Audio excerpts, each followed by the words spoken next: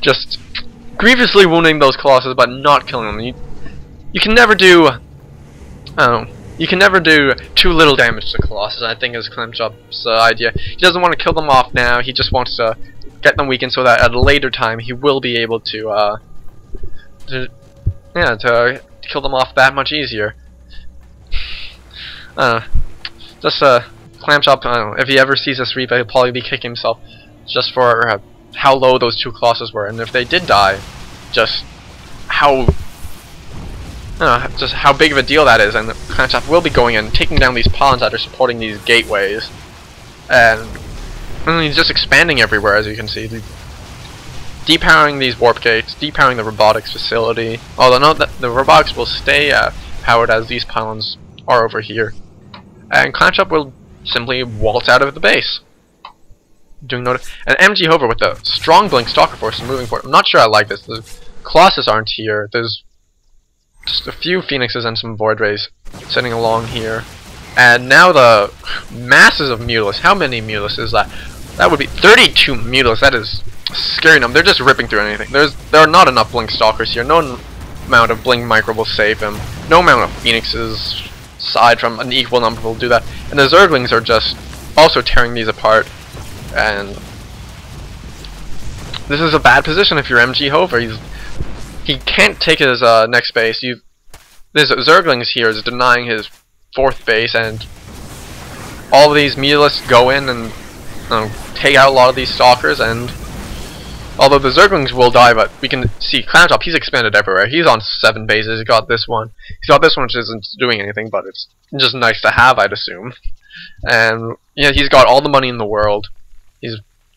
Hasn't quite gone to high tech yet. I'm not sure if I like that. He does have the infestation pit. He hasn't done anything with it. I'm not sure why we haven't seen the hive go down yet. I assume he's probably just forgot this, but we still see Clamchop just staying right on this Mutalisk tech and Spire tech, and it's working so far. But I'd like to see him to switch over to probably just a strong Roach Force or some sort of. I'm not sure. You can't really stay on those Mutalisk tech, because eventually the Protoss can just sit on the amount of bases he has.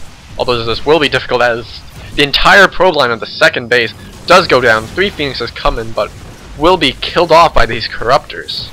Clamchop's just, he's soaking up all this damage. There's really only 2 Kens and those few Stalkers that got warped in, and he's just going to waltz out after killing these few Phoenixes, as he does see that this Stalker and Colossus force is coming in. The Colossus are well positioned. If Clamchop could just take these straight out by himself, and that's not good. But although MG does realize his mistake and brings back this Colossus, huge amount of Mutalisks come in, and they're just tearing through. Oh my God, that must be 40 plus Mutalisks, and they're just killing everything.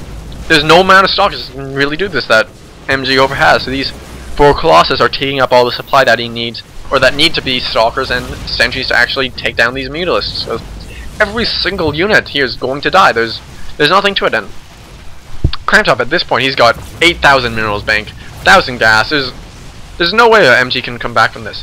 MG's still at a fairly decent probe count, but his 4th base just got up, or it's not even finished quite yet, and he's down at less than 100 food, and will be even lower now soon. His entire army is lost. He has almost no money in the bank, so he just will not be able to reproduce this. And well, now MGHova is taking the appropriate response and throwing down a Templar archive.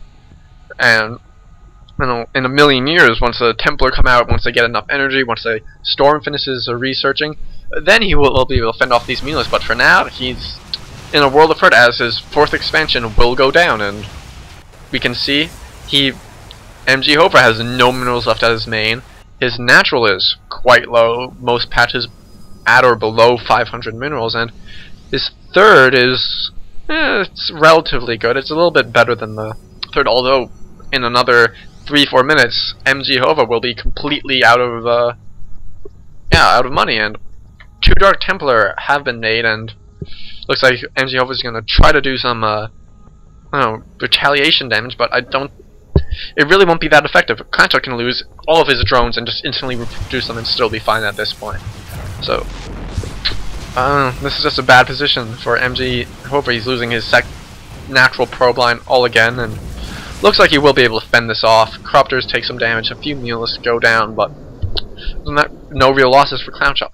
This Dark Templar does go in, and there is a Spore Crawler here, but there are no actual, no real base defenses, so this will be fended off, or this base probably will go down by MGHova, but as we can see, Clamchop's got another 2 here. We do see this one Dark Templar here getting up to 12 kills, and the drone, will take that down, but to heavy losses, which really don't matter too much. And Clamchop's just going ahead. He's staying on this Neolist tech. He knows he's doing fine. He hasn't seen any Templar. There isn't any real threat. And he's just going to go in with these and just try to end this right now with Neolist. This is not something you see every day, where Zerg actually kills someone with Neolist. It's normally the Zerg gets to the position that Clamchop was in 5 minutes ago, and then switches to Heavy Roach or gets Broodlords up, and yeah, Clamchop's going straight in there. These 10-12 Stalkers there's no way they can defend fend off 46 Neolists. I think that's a record. I've never seen that many in a 1 vs 1. Also, I think MG's gonna have to GG at any time here. There's no possible way he can fend off 40+ Neolists, and we've got another 7 being made, and MG's completely broke. Clamchop's, he's worn back, and there's a GG. So Clamchop will take the 3rd game in this series between Clan MG, Mechanical Gamer, and Fever Clan. If you'd like to find out any more about either of these clans, you can visit Fever at feverclan.com, and Mechanical Gamer, I believe, their website would be www.mechanical-gamer at blogspot.com, I believe. I'm not sure. You could probably just Google Mechanical Gamer, and the first link should bring you there. They're very... I say thank you to everyone who participated in this clan battle, and yeah, great games, and thank you for watching my video. Hope you enjoyed it.